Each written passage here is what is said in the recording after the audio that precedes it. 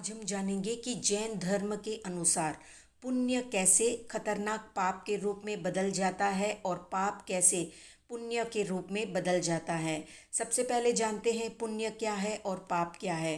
पुण्य यानी सब कुछ अनुकूल सामग्री का मिलना, जैसे मनुष्य जन्म, स्वस्थ पांच इंद्रियां, निरोगी शरीर, अनुकूल घर परिवार, लोग, धन, पैसा, वैभव और इसके विपरीत सब कुछ निम्न रूप से मिलना, उसे पाप का उदय कहा जाता है।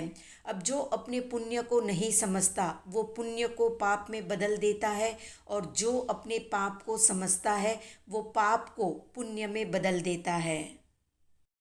जैन आगम शास्त्रों में पुण्य और पाप के 4 प्रकार बताए गए हैं।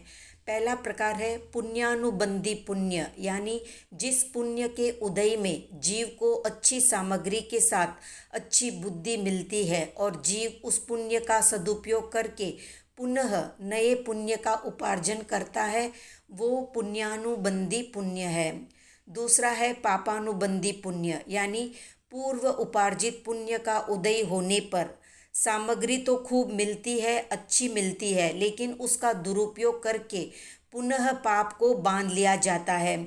जैसे ब्रह्मदत्त चक्रवर्ती ने पुण्य से प्राप्त सत्ता का उपयोग करके ब्राह्मणों की आंखें फोड़ने में किया था और उससे पाप का बंध करके वो नरक में गया।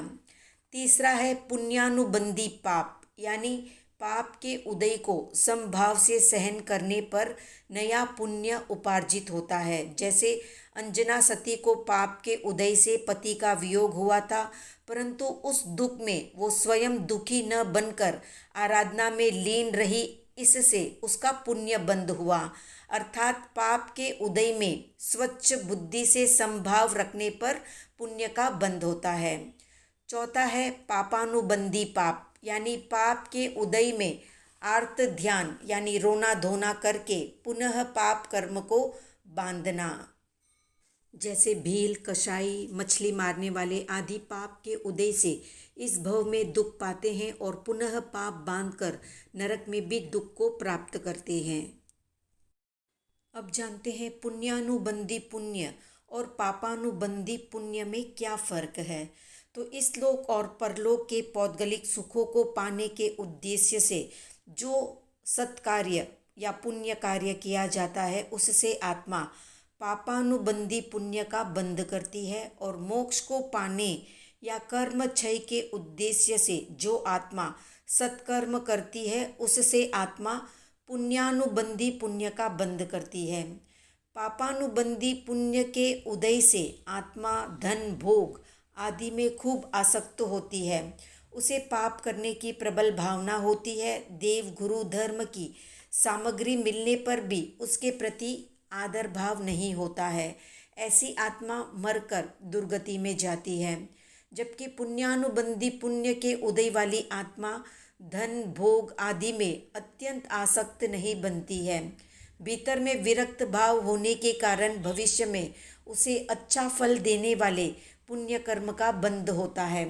उच्च कोटि के भौतिक सुख सामग्री होने पर भी उस आत्मा के अध्यवसाय मलिन नहीं होते हैं।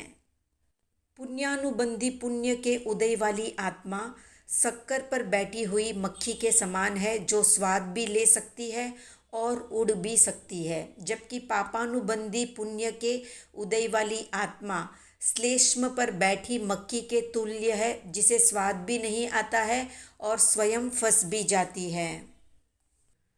तो इस अवसर्पिणी काल में पैदा हुए 10 चक्रवर्ती पुण्यानुबंधी पुण्य के उदय के थे, जो चक्रवर्ती की रिद्धि का भोग करके अंत में साधु बनकर 8 चक्रवर्ती मोक्ष में और 2 चक्रवर्ती देवलोक में गए। जबकि सुभूम और ब्रह्मदत्त चक्रवर्ती पापानुबंधी पुण्य के उदय वाले थे, जो मरकर 7वीं नरक में चले गए।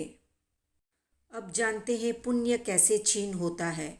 तो मनुष्य जीवन को व्यर्थ की बातों में नष्ट करना, अपने धन, वैभव, सत्ता, पैसा, यश, स्टेटस का घमंड करना, रूप, सौंदर्य, शरीर, ज्ञान इत्यादि का अहंकार करना, सब कुछ सहजता से मिल जाने के कारण पाँव को जमीन पर नहीं रखना, नई नई चीज़ों को खरीदना बिना जरूरत के और उसे पूरा उपयोग किए बिना ही फेंक देना, शराब, मांस, जुआ, चोरी, सट्टा और वेश्यागमन की लत लगाना। तो ये सारे काम पुण्य को घटाने वाले होते हैं, जिससे आज जो कुछ भी प्राप्त हुआ है वो कल नहीं रहेगा। इसे कहते हैं पुण्य को खर्च करना और पुण्य को इकट्ठा नहीं करना। वही जो व्यक्ति अपने जीवन के पाप को समझ जाता है और अपना आचरण पूर्ण रूप से बदल देता है, वो व्यक्ति पाप को पुण्य में रूपांतरित कर देता है। तो ये थी संक्षिप्त जानकारी। आज का प्रश्न है, पुण्य और पाप के कितने प्रकार है, कमेंट में बताएं। वीडियो पसंद आया तो लाइक, शेयर, सब्सक्राइब करें।